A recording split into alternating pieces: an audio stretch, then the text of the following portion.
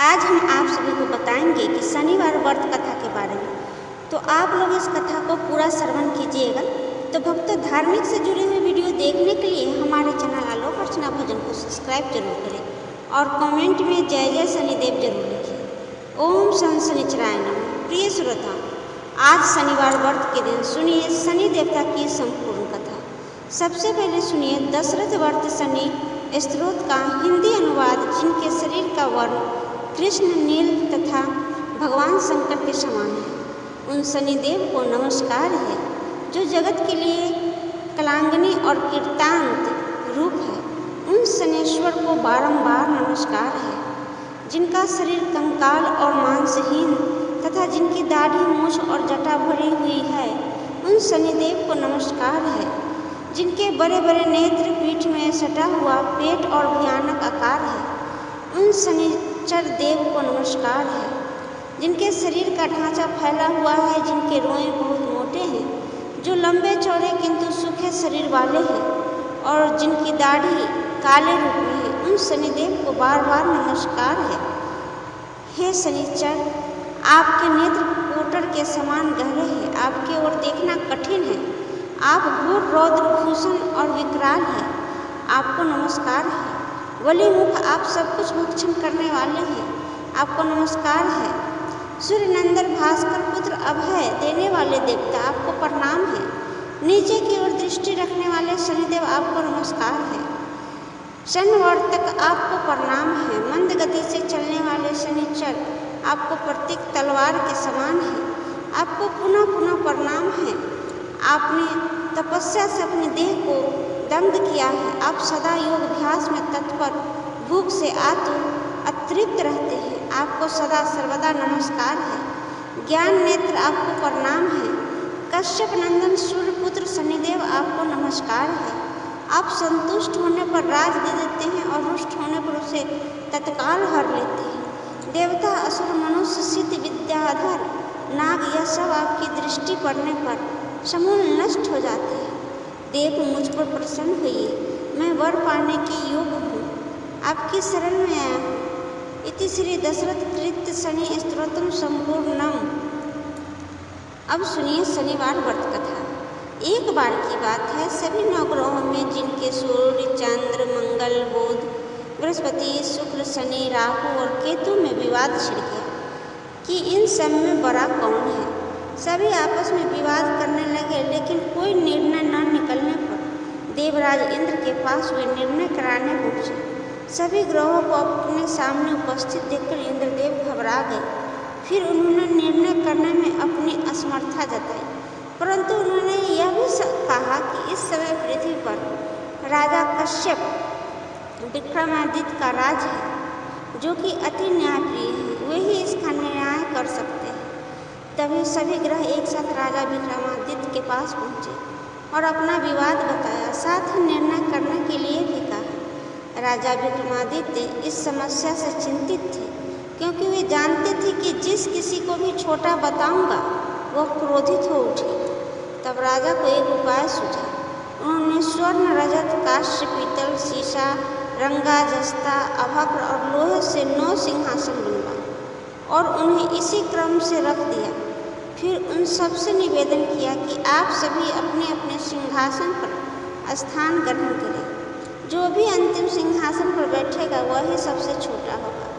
इसके अनुसार लौह सिंहासन सबसे बाद में होने के कारण शनिदेव सबसे बाद में बैठे, तो वही सबसे छोटे कहलाए। अब शनिदेव को लगा कि राजा ने ऐसा जानबूझ करके किया है, तो वह क्रोध में आकर राजा विक्रमादित्य से बोले, राजा, तुम मुझे नहीं जानते। सूर्य एक राशि में 1 महीना, चंद्रमा 2.25, 3 मंगल 1.5 महीना, बृहस्पति 13 महीने, बुध और शुक्र 1-1 महीने विचरण करते हैं, लेकिन मैं 2.5 से 7 साल तक रहता हूँ। बड़ों को मैंने विनाश किया है। श्री राम की 7.5 आई तो उन्हें वनवास हो गया। रावण की आई तो उसकी लंका को वानरों की सेना से हारना पड़ा। अब तुम सावधान होकर रहना। ऐसा कहकर कुपित हुए शनिदेव जी वहाँ से चले गए। तब अन्य ग्रह भी खुशी खुशी चले गए। कुछ समय बाद राजा की 7.5 आई। तब शनिदेव घोड़े के सौदागर बनकर वहाँ आए। उनके पास कई सारे बढ़िया घोड़े थे। राजा ने यह समाचार सुनकर अपने अश्वपालों को अच्छे घोड़े खरीदने की आज्ञा दी। उसने कई अच्छे घोड़े खरीदे थे और एक सर्वोत्तम घोड़े की राजा की सवारी करने को दे दिया। अब जैसे ही राजा उस घोड़े पर सवार हुआ, वो घोड़ा सरपट वन की ओर भागा और घने जंगल में पहुंचकर वो अंतर्ध्यान हो गया। अब राजा भूख प्यास से भटकते रहे।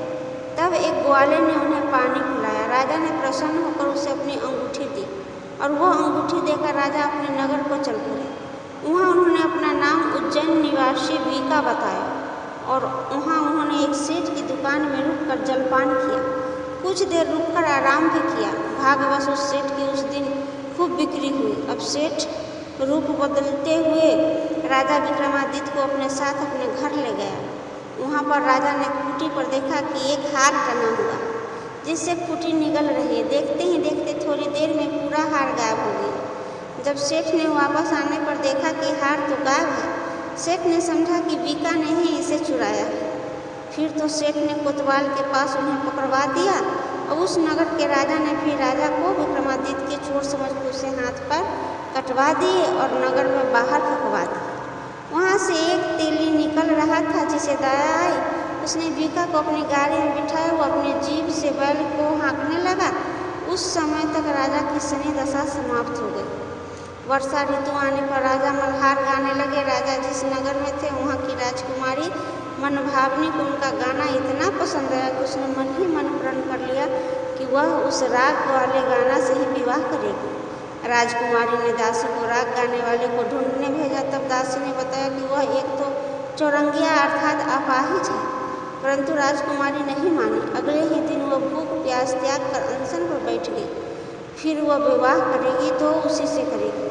बहुत समझाने पर भी जब राजकुमारी नहीं मानी तो राजा ने उस तेली को बुलाकर भेजा और विवाह की तैयारी करने को कहा। फिर तो उसका विवाह राजकुमारी से हो गया। तब एक दिन सोते हुए स्वप्न में शनिदेव ने राजा को दर्शन देकर कहा, राजन देख, तुमने मुझे छोटा बताकर कितना दुख झेला है। तब राजा ने उनसे क्षमा मांगी और प्रार्थना करते हुए कहा, हे शनिदेव, जैसा दुख मुझे दिया है किसी और को मत देना।